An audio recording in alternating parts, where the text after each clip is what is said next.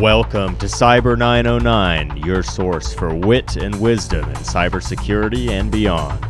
On this podcast, your host, Veteran Chief Security Officer and cyber aficionado Den Jones, taps his vast network to bring you guests, stories, opinions, predictions, and analysis you won't get anywhere else. Join us for this special Ask Us Anything episode with Aaron Wurthman. Well, everybody, welcome to another of our monthly episodes of our 909 Cyber webinars. And I've got Mr. Wurthman joining me again. Thank you, Aaron. And this is our second of the Ask Us Anything.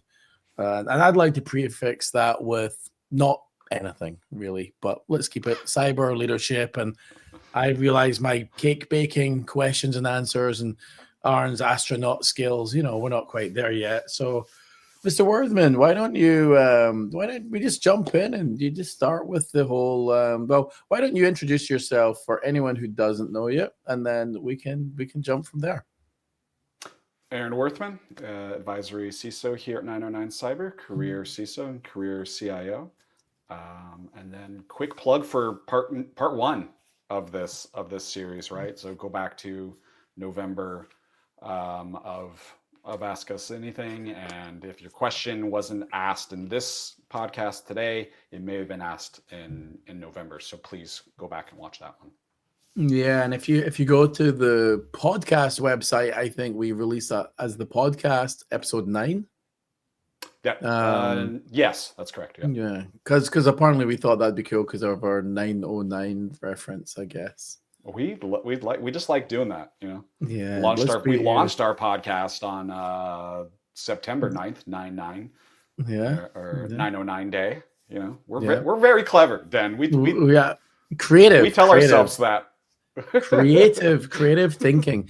And I would on the 909cyber.com website, you'll see that there. You'll see this on the Cyber909, because we're also creative with naming the lines of business. We're wonderful there. So why don't you so you got a little spinny wheel. Do you want to explain to everybody what this spinning wheel of joy is? Right. So what we did was we took all the questions that came in through the email address or things that people are shooting at us. We did some normalization on that because there's a lot of overlap. We put that into some AI, which normalized it, and then we put it into a spinning wheel to sort of randomize it as it comes in. So if there's any new questions that pop up in today's live, we'll throw those into the wheel as well, just to give everybody a fair shake on what it is that's answered. Brilliant. Yeah, and I'll need to make sure we're checking that. So I'm gonna jump into the LinkedIn session while we're here too. Why don't you spin the wheel? All right, spin that wheel. Occasionally, by the way, the wheel does come up with an ad, so we'll have to pause for that. But are you meant to read the ad out though and give a shameless plug to some random unpaying? No, we don't do that. If you pay us, we'll happily read out that ad. So give us a call. Love it. Again, this is random, but I do like that it started off with this one. It's very apropos. What is your number one 2025 prediction? So both you and I have posted these for those paying attention, but we can hit number one.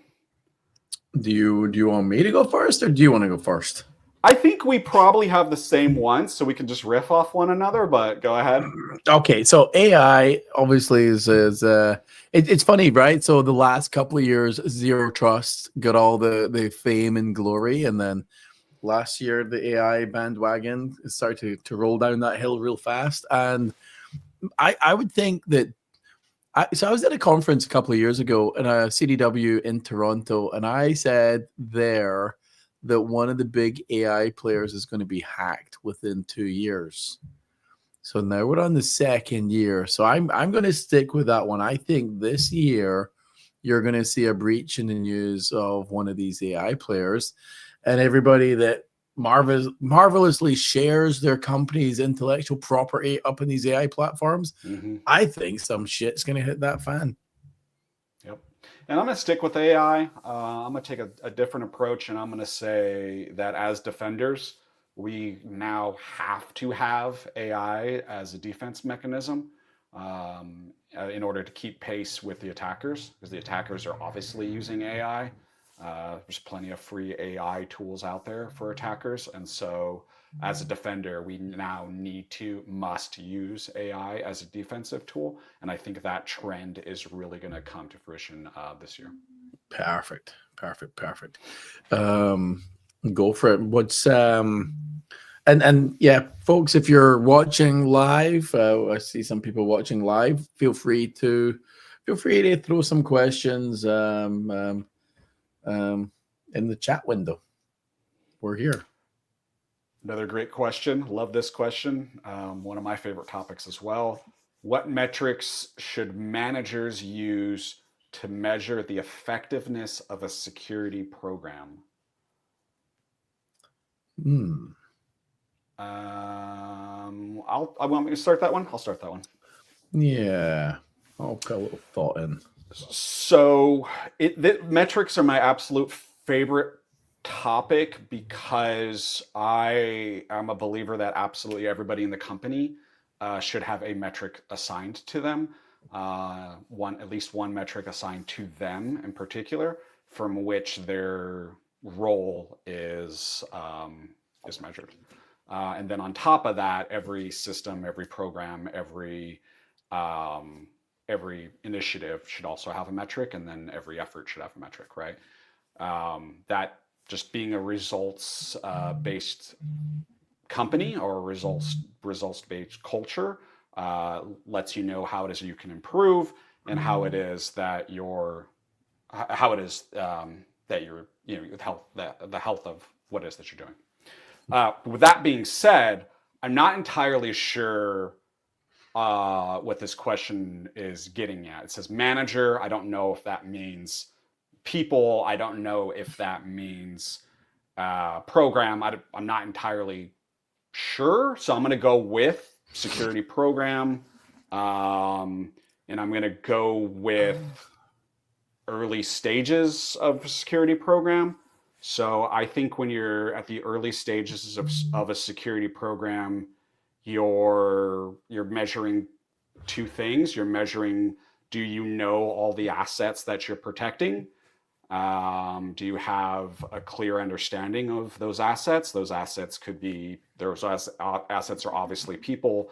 They are things like computers, compute in the cloud, otherwise, data, repos, code, networks, etc.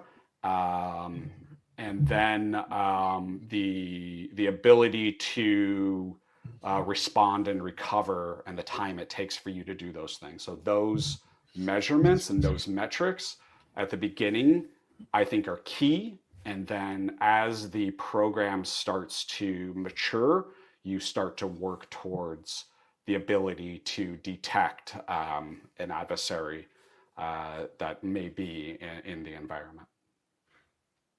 I would, yeah. I mean, I'll try and give a succinct answer on this one. It's, for me, you start off with a risk assessment. You do a risk assessment, and yeah, I'll roll back a minute.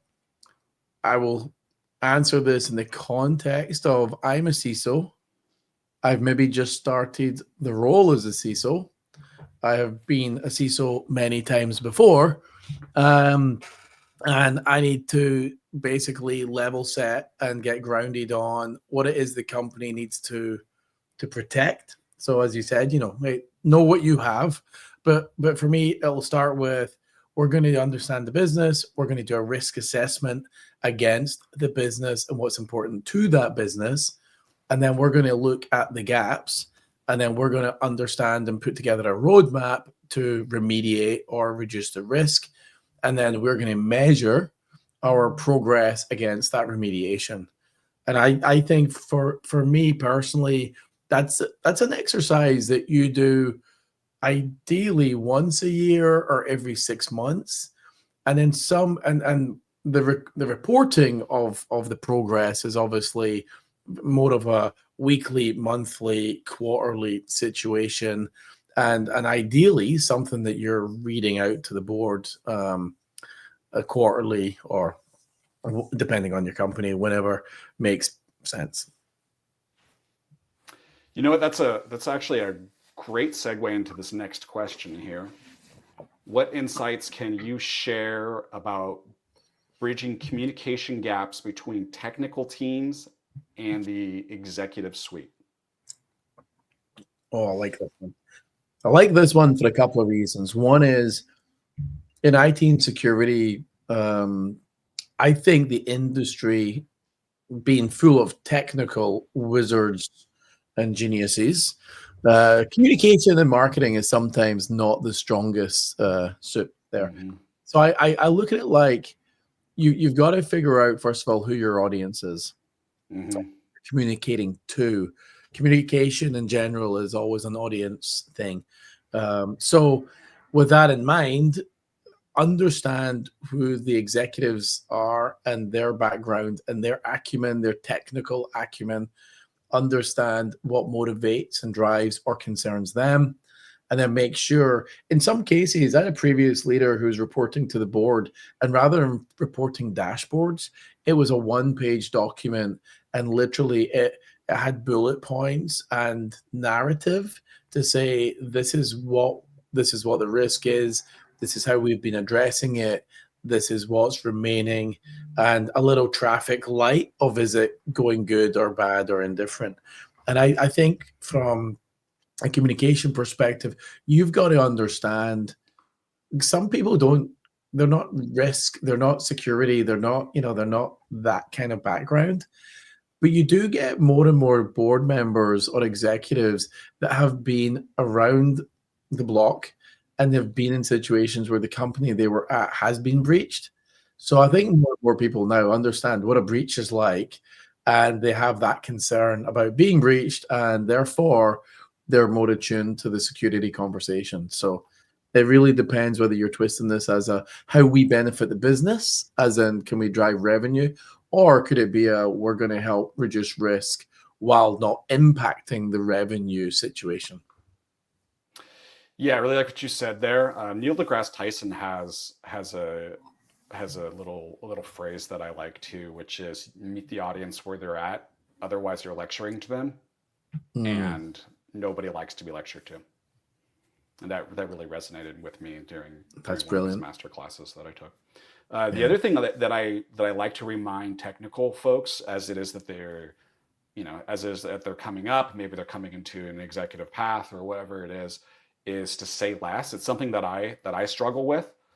Say less. Your audience has fewer cycles to digest what it is that you're saying. We as technologists, we think that giving more details makes us more authentic. Oftentimes, it has the reverse effect on a board member, on a C-level executive. So say less, but be prepared to go deep when you need to. Yeah, and you just hit on Mr. Jones's continual life struggle of say less, which I learned this. I learned this years ago. I had a great coach, and she turned around and shared with our team. She was a communications coach, Victoria Verhey, and she shared with us. She was like, "Imagine you're at a buffet, and you're going to explain to someone what a buffet is. You start off at the really top level just by saying, hey, we're going to go to a buffet. And then someone's like, well, what's that? And then you're like, oh, it's a restaurant that has a lot of food already prepared, and they're continually preparing food, but there's 7 different stations of different types of food. And then if they want to ask more, they'll ask another question, and then you dig in more. So like you say, right, if you can start off by just giving it, here's a 5,000-foot view, and then allow them to jump in. Yep. Perfect. I love that, by the way. Thanks for sharing that. I did too. I tried to apply that many times over the years since. All right. How does 909 Cyber's consultancy philosophy minimize friction while improving security outcomes? Let's just go with the first part of that. Yeah.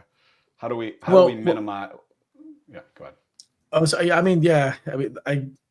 I think that's a brilliant question. It reminds me of the work that my teams have done at Adobe, my team's done at Cisco, and a principle and philosophy that we live by today, which is I think there's a lot of bureaucracy in the security landscape, a lot of checkbox stuff. And I think a lot of that is driven by, just how the industry's evolved over the years and the lack of confidence in companies spending money efficiently to secure themselves. So what I look at is how do we reduce security, the friction that you put in front of users. A good example was removing passwords. We done that in 2017, 2018 at Adobe, right?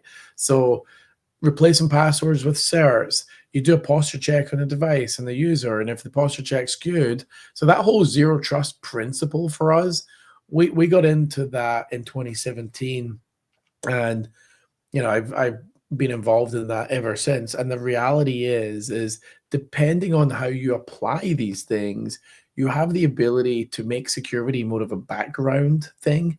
So you're using the data in the background, you're using background posture checks, and that means that you're inflicting the pain on your end users a lot less. So if you can do stuff like that, like we removed the need to change passwords every 90 days. So that from a service desk perspective, so from a user experience, it's huge. From a service desk perspective, that reduces tickets related to password changes by for us, it was about 60 to 80%, depending on the company that we've worked with. And, that's huge because password related service desk tickets are usually in the top 10 of the number from a number perspective of service desk tickets overall. It's a huge savings. Yeah, the other part of our philosophy that I like to talk about too is tool bloat. Right? Yeah. Part of our philosophy is that we like tools. We both love tools.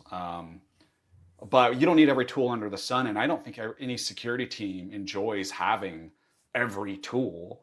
I think most security teams want to have the right tools, and we advocate for the right tools. We don't advocate for every tool, and that's part of our philosophy as well. There's definitely a lot of friction around having to administrate more tools than you need. Yeah. And then at 909, we coined the phrase pragmatic security. We talk about that a lot, which for me is removing the bureaucracy and bullshit, and also doubling down on deploying fewer tools exceptionally well rather than many tools half-heartedly or half-assed. I think at the end of it, we've seen a lot of environments where people spend so much money on tools, they have more tools than they have staff. And at that point, you think you're protected because you've got these tools, but you're missing the boat. Yeah, you forgot the permissions of the tool it is that you configured, and maybe it has, godly-like permissions, and that makes you less secure if you forgot that you gave it godly-like permissions and shelved it. Yeah, complexity. For me, complexity also makes security harder. The more simple your environment, the easier it is to know what you've got and secure it. How does 909 Cyber help organizations align security strategies with business growth objectives?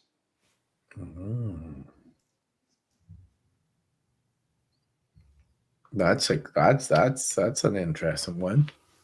Do you want to go first on that? Yeah, I think I read that one to mean that someone, whoever maybe wrote that, is maybe at the early stages of a company, maybe post seed, and they're trying to understand how it is that we would help them grow their company or stay in line with the growth of their company. That's the way at least I'm reading it. If I read that wrong, please feel free to email me. My email address should be obvious to you. You can tell me how wrong I am. But here's how we do that. Like, we match your risk. We have a conversation with you on what it is that you want to protect. Again, we're talking about those assets that you want to protect. And we match your risk at the time it is that we're having that conversation with you. And then we have a conversation about what you're going to be, what's it going to look like 6 months from now, a year from now, 3 years from now, 5 years from now. And we match your security posture to those risk levels at those time periods. We're not going to come in and try to pitch you an enterprise solution while you're an early stage company. That's not who we are. That's not what we recommend. And we don't think that's best for you. So the way that we help growth is matching a security solution and a risk solution to your business at the maturity level of your business at that time. Yeah, and so there's the startup landscape, and then there's the you're already up and running landscape. And let's imagine, so you've addressed the startup. I'll cover the you're up and running landscape. I always bring this back to, you've got to, as an executive in security and IT, really understand and have your business hat on, right? Take your technologist hat off for a minute, put your business hat on, and understand the business strategy. And then your goal, I see it. I think our goals have evolved over the years, right? Years ago, it'd be like, I'm going to deploy CyberArk. I'm going to deploy this. And you'd measure your success on, did you deploy the technology or not, which is very short-sighted. I think what's really important is any investment that you make, you obviously have to reduce the risk, but you've got to also understand the business and what the business is trying to achieve, and understand, will that investment we make help accelerate that goal of the business? And in some cases, you need to enable the business to move faster in a secure way. You need to remember that no is not the answer. And you need to remember policies you put in place that slow the business down are policies that people are going to try and circumvent. You got to be really thoughtful. We had this whole thing when we were running enterprise security at Adobe, where we reviewed all the policies that we'd inherited. And the goal of that review was to kind of understand what was, what was bullshit and what was common sense. And then ultimately in engaging with some of our audience, we'd try and understand from them, what did they think was nonsense and bureaucratic, and how would we try and improve that? Because at the end of it, if you start to see your customer base, as in your employees of your company, circumvent, avoid, and dodge security or policies or all those other things, you got to try and figure out, how can I make that easier, and how can I make it palatable so that they can follow policy without having to have a degree in shitty IT and security policies. And now they got AI at their disposal too. They can just ask Claude how to circumvent something, and that's brilliant. I'm sure Claude and ChatGPT will tell them. The other part I'd add to that too is we do see ourselves as cyber risk, right? We're cyber risk avoidance, and in some cases we will enable cyber, right? We'll enable you to do something, or business enablement, right? So think of your risk posture like that, right? We want to enable you to do something and then avoid risk. All right, spinning wheel.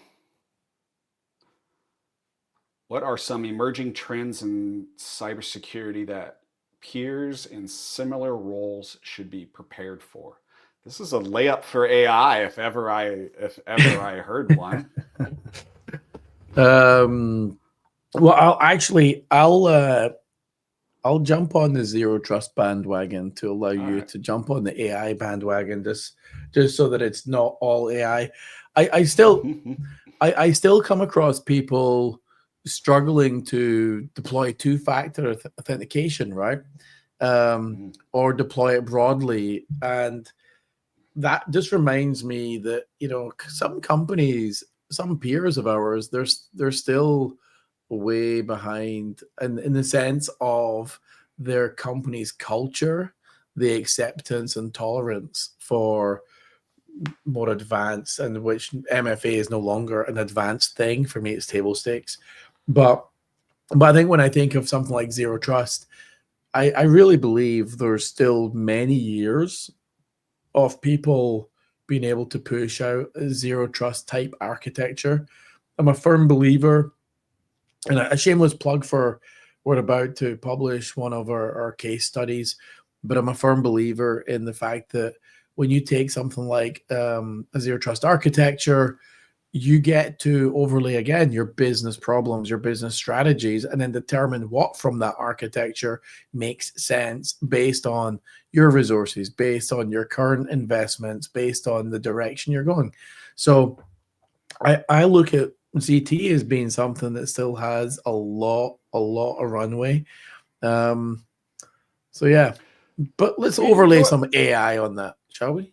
Well, before I before I jump on that bandwagon, you know what I'm still seeing? I had this you and I haven't talked about this, but I had this conversation with somebody about how they would not go passwordless.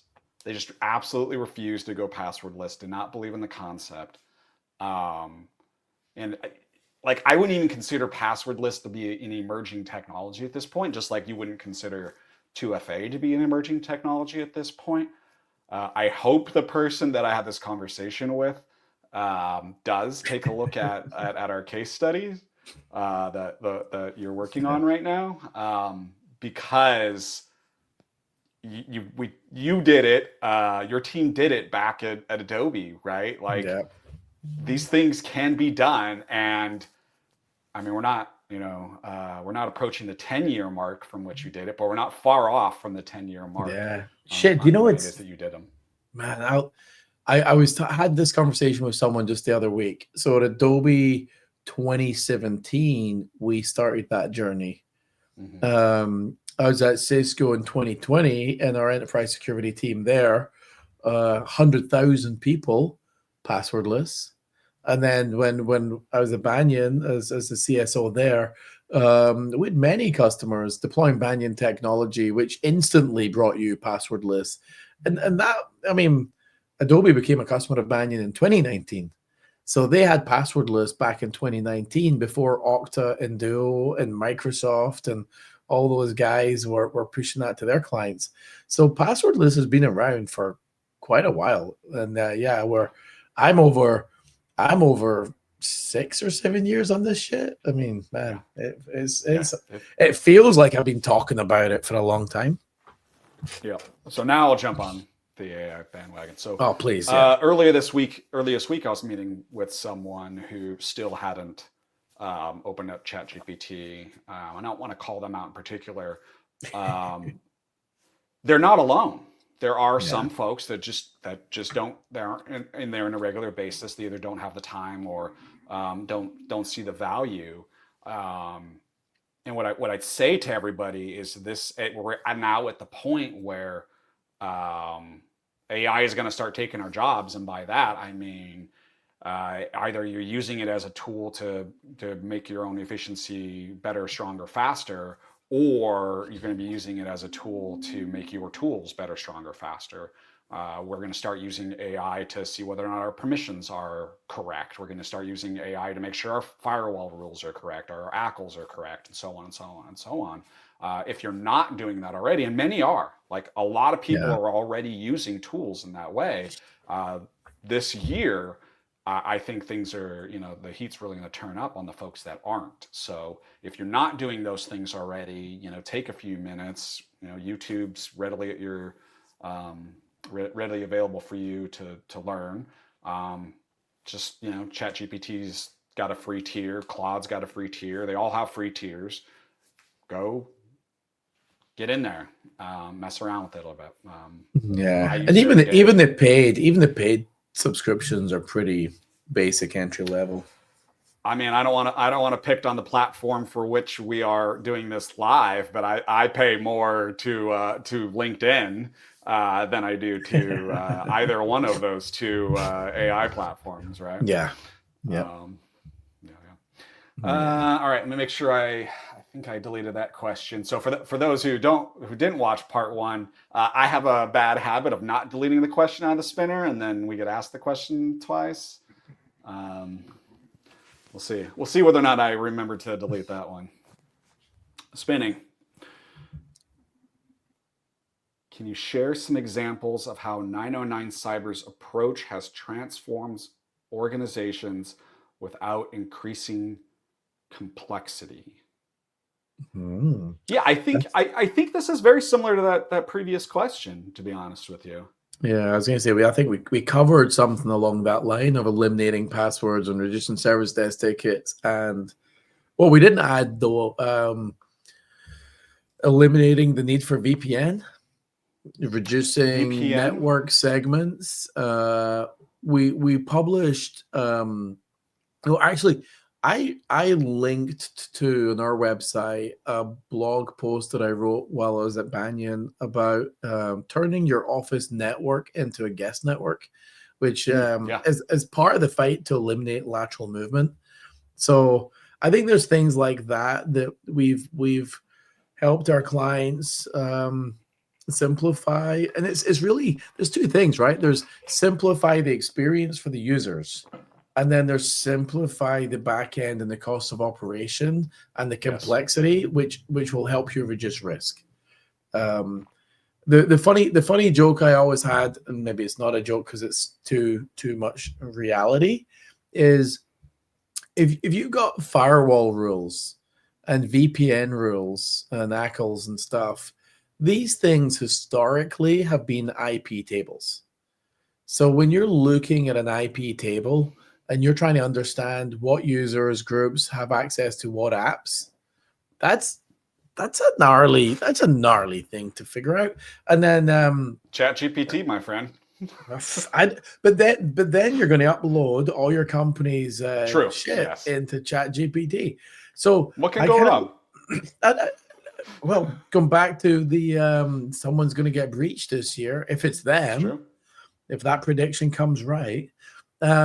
So I look at it like, as an example, our ZT implementations move away from IP tables and revert back to using directory groups and user ACLs. And that does two things. One is that simplifies the operational cost. If I add you to the group in the directory, which I would do anyway, so you've got application level access, I don't need to now add you to the VPN level access or the network level access or the firewall, so your complexity is reduced, and the ease of understanding who has access to what is improved. It's a lot simpler. And then at the end of it, you don't have to have two different teams managing access to apps and services, one at the directory and one at the network. It's just a directory.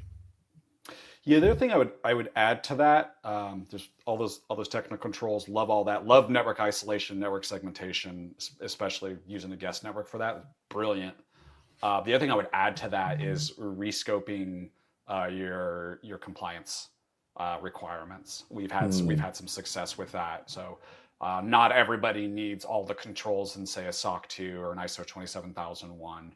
We've had some success in rescoping those controls to match the company's risk level at the time in which we're at that engagement, and doing risk assessments that lead to a company changing an existing security program or an existing security initiative, which removes complexity. So we've had success with both of those. All right, spinning the wheel.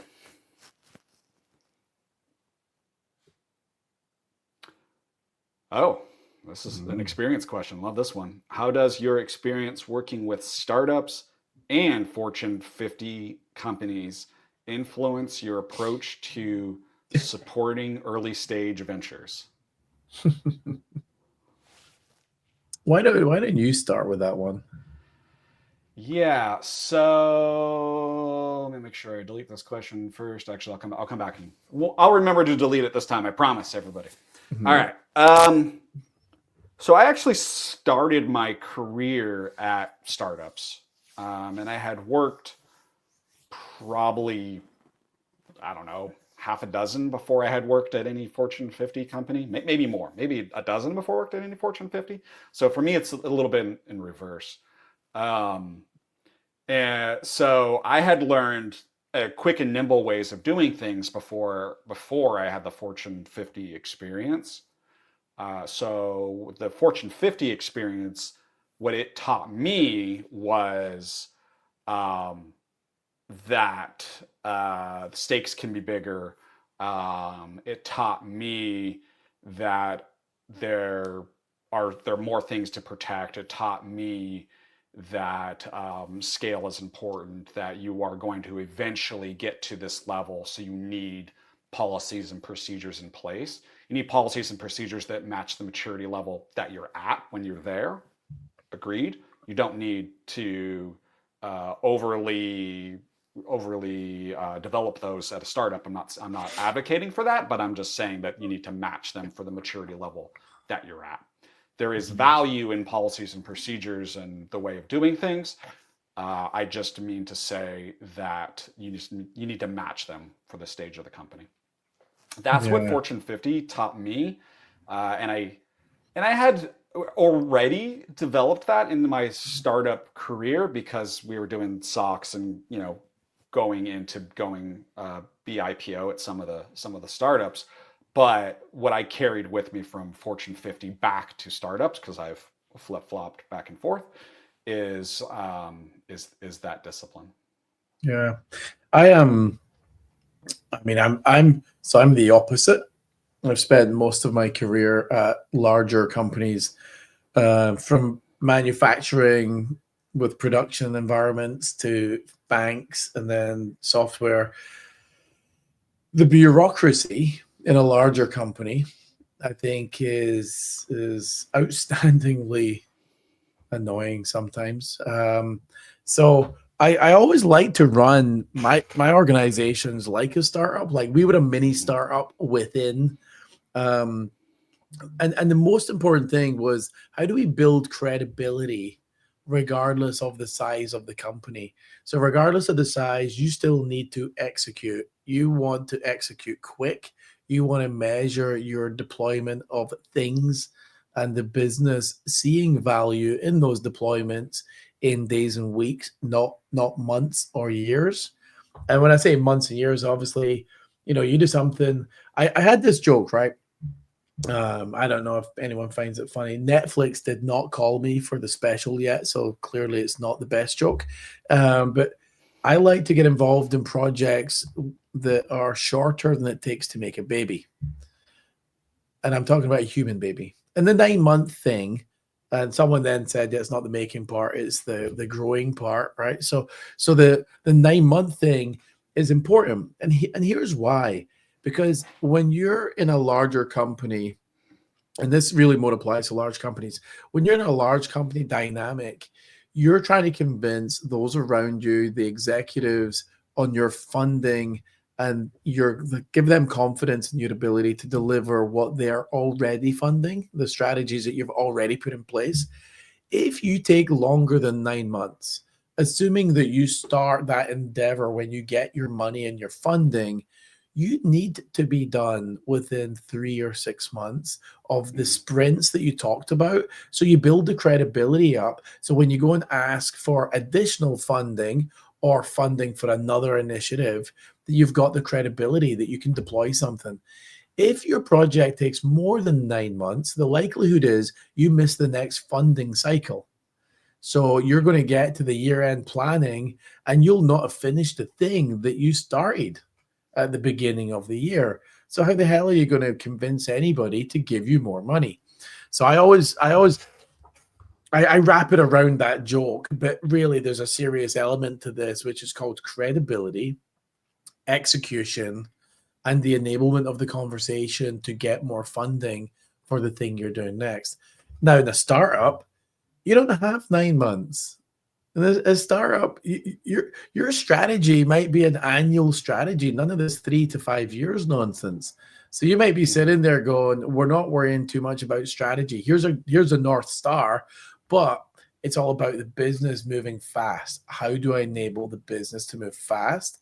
And in the background, sprinkle in signs and elements of a program. Now, in a startup, if you turn around to any CEO in a startup and you say, let me build your security program, they will probably shit bricks, because they'll sit there thinking the thing you're talking about sounds expensive. It sounds like it's going to take a long time. I just want to log in and have the team be able to build some software.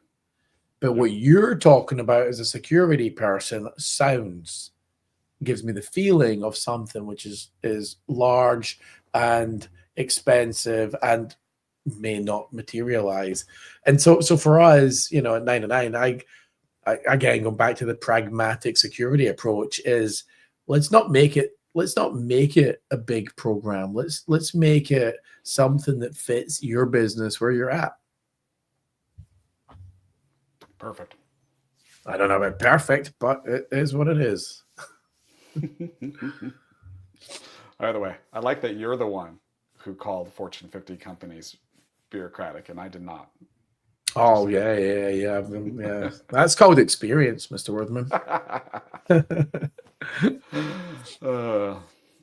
All right. How can security leaders ensure their initiatives align with broader business objectives, such as revenue growth or customer satisfaction? We've touched on this, but I think the topic deserves a deeper dive. Read that to me again. How can security leaders ensure their initiatives align with broader business objectives, such as revenue growth or customer satisfaction? One of the things, why don't you go first? I'm noodling here. Yeah, I think this starts with relationships, and partnerships, right? Security leaders should never see themselves as living in this silo and all we do is security. You need to get out of that silo, get out of your office, virtual or otherwise, whether or not you live in a void like I do, or an actual office, and go meet the CRO, go meet the sales team, go meet the customer team. I know it might sound weird to meet either team, but you want to know what the end customer's experience is, whoever that end customer is. And you want to take those lessons back to know whether or not you can change that experience. For the sales team in particular, you may, as a security leader, actually be in front of customers. And so you're going to want to know what's important to customers. You may be in front of customers pre-sales or even post-sales. So either one of those two relationships are important for you to know and understand. You want to know what those end customers, what's important to them. Yeah, I'll do this in two ways. One is small company, big company, right? So small company one's easier. Quite often, if you're in a company that's selling a product to their clients, if it is a sales process which is not consumer, so it's B2B, then you're in a situation where quite often they want to engage with the security organization to understand your security controls, your posture. They want to understand where the security team is in the sense of protecting the customer data. They want to understand the security team's angle on the products and the security of the products that the businesses are going to buy from your company. So I think that's a great way to support the business. I love the idea of the security organizations and these companies being public and even on social media with blogs and other posts about the brilliant work that they're doing, because that helps build confidence. The important thing, if a client's going to buy some software, they're going to have 3 or 4 different products that they're looking at the same time. And so what's the difference between these products? Is it feature? Is it price? And then is it confidence in the company? I think you have the ability to play a role there. when we were at a larger company, a Cisco and Adobe, but at Cisco, we were selling a zero trust product, and my team had deployed zero trust to 100,000 people. So what better way than to be in front of clients? So the leader, Josefina, who ran that team, her and the team, they were in front of 100 clients in 1 year. I mean, that's a lot. That's a lot of business to support. And the more we can share how our enterprise security team at Cisco deployed, supported, maintained the security products that we use, that we also built, I think that's goodness. Now, regardless of the organization, the pulse of the organization. So if you support 50 people, in your company, or 100,000, you got to figure ways. And you mentioned this. How do you get the pulse of the organization? How do you get in front of your sponsors, your stakeholders? Do you build focus groups? Do you walk the hallways and have conversations? Do you meet? I mean, I was lucky at Adobe, right? I had a lot of friends there, and we'd have lunch together, and we'd talk about it. Or the other thing was, what's the sentiment of people complaining and griping about how many times they log in a day, or they're disdain for VPN? So there's many ways, but you got to keep your communication and ears to the ground, and listen to what's going on in the company, and also try and, if it makes sense, meet customers, like external customers. Yeah. You know what? Good point. External customers as well as internal customers. I mean, I don't think you would have got your password lists or password change policies in place had you not met with internal customers and understood that people were sick and tired of changing their passwords every 30, 60, 90 days, right? Well, we were as well, right? Feedback, right? Yeah. But look, you got a team. So whether you've got a team of, at Adobe, we had a team of like 75 people in enterprise security alone. So when we're just doing our skip level one-on-ones and all that stuff, our team meetings, you could hear where people were frustrated. And so I look at it like we know ourselves. And the other thing was, we ran the identity platforms at these companies. So I never ever had to go to some customer, like an employee, and be like, "Hey, would you like to log in less?" No, I've never heard anybody ask that question. Would you like to log in less? Would you like to change your password less? You don't ask that. So you just naturally know. One of the things as a service provider is, how do you improve the service you're providing? So, that was easy. Right. Yeah. That is one of the things that when I inherit a new team, it's one of the things I task them with is, what is your service catalog? How well do you deliver that service? Go find your customers and get their feedback on how well it's you. All right, moving on. How much we got time left? All right. Yeah. Could you share examples of your most rewarding projects or milestones in your careers? Oh, yeah. So the ZTE stuff, obviously, when you remove the need to enter passwords or VPN in or change passwords, that's a huge thing. But I'm actually going to jump way back to the year 2004. Well, actually 2001, 2002, all the way that span. I was a little engineer, and in the directory stroke server team. And the thing that I realized when I moved to the US at Adobe was, people really struggle to get access to data and apps and services. And quite literally, they'd put a service desk ticket in, and then the team would look at an Excel sheet. And then they'd look at all the file shares that they'd have written down in this Excel sheet. And then they'd be like, okay, who's the owner? Let me go ask them. So I go with this guy, Venkatesh, who was a Lotus Notes developer at the time. And he wrote a front end on Lotus Notes. I wrote the back end using batch files. And we literally created a self-service mechanism where every file share and folder that went 2 or 3 levels down in the file share would give the owner of the folder the ability to approve a request via a web page. And literally we automated and made it all self-service.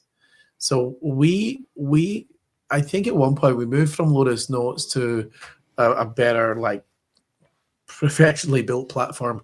And in 3 years, we done over 250,000.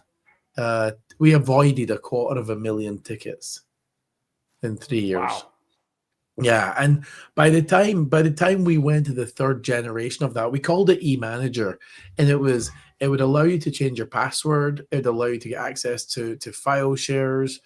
Eventually, we bolted on things like a front end for SailPoint and CyberArk, the front end for Okta.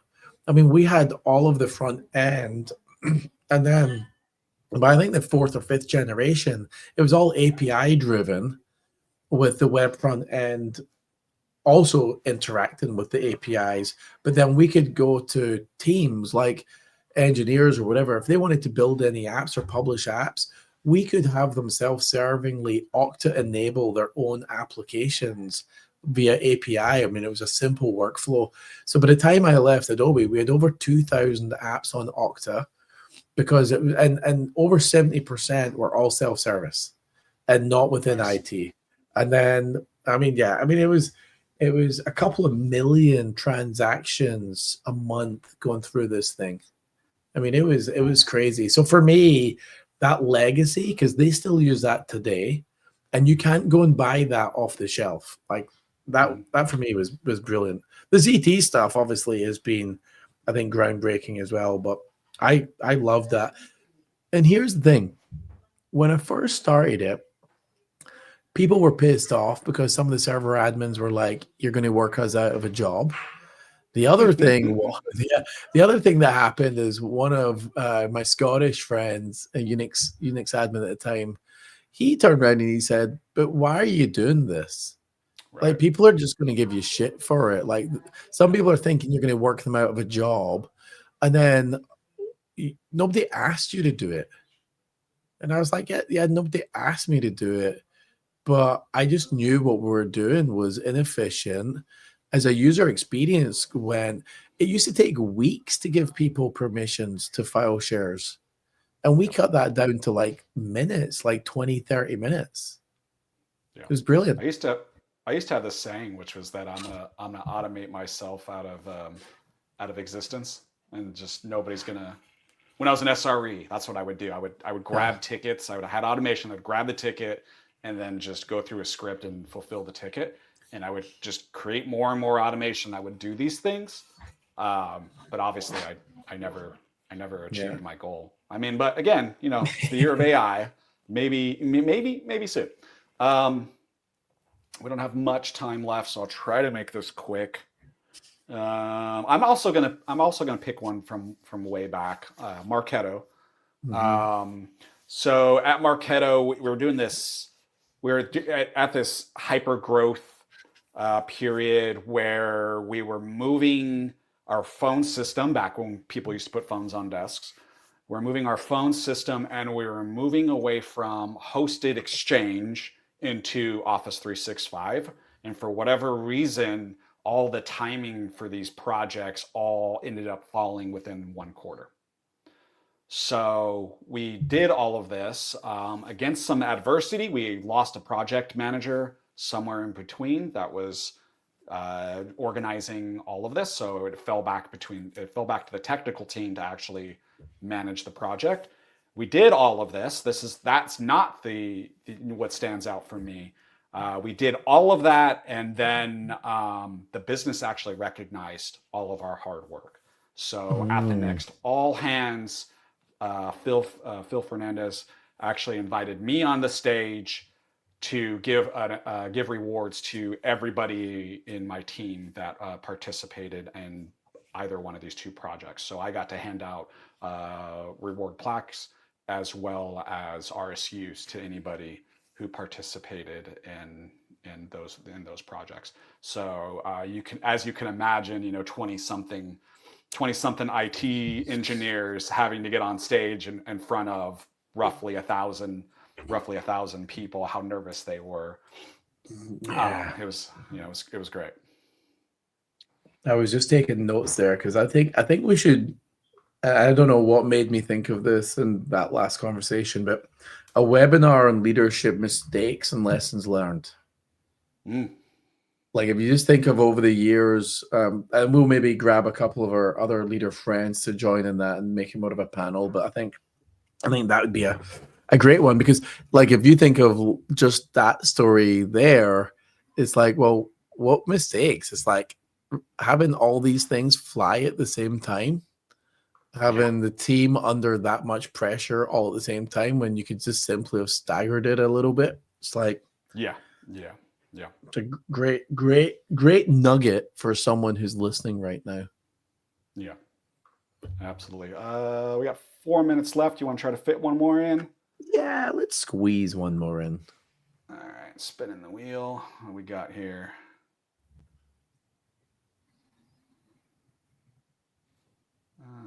We asked that one already. It's my bad for not deleting it. Jeez, man.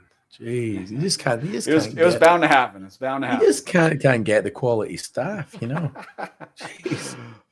What are the most effective ways to reduce cyber insurance premiums while strengthening security?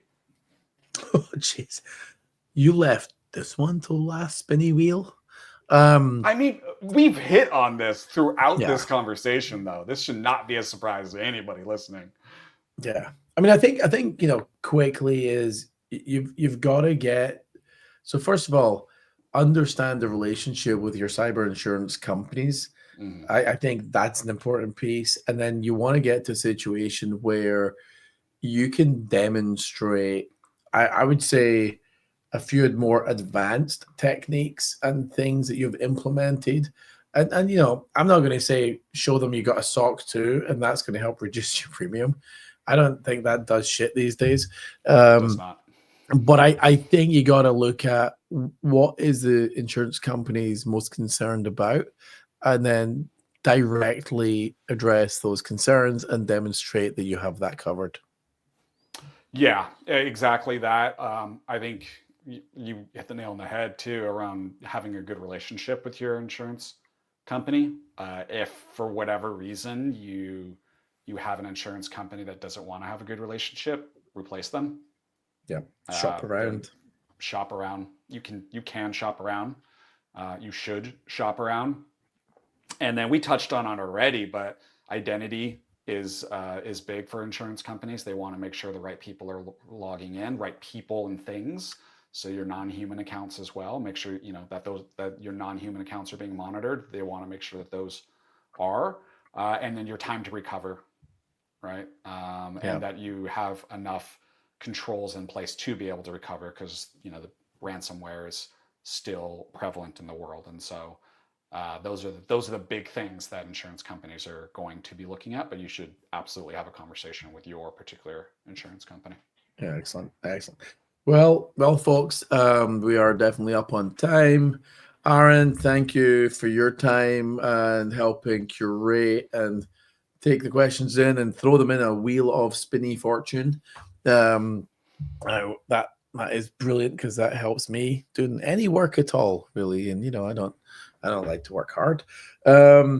Folks, we will be back next month with another webinar, and you could follow us on LinkedIn or on social media. We're on LinkedIn, we're on Facebook, we're on Blue Sky, we are on Instagram, we are all over the place, really. And then we have recorded this episode, so like and subscribe, and this will be published on both our podcast website as well as our 909 Cyber website. So Aaron, thank you very much, sir. Appreciate your time as always. And any questions, folks, we'd love your feedback. Reach out. Thanks for listening to Cyber909. Subscribe wherever you get your podcasts and don't miss an episode of your source for wit and wisdom in cybersecurity.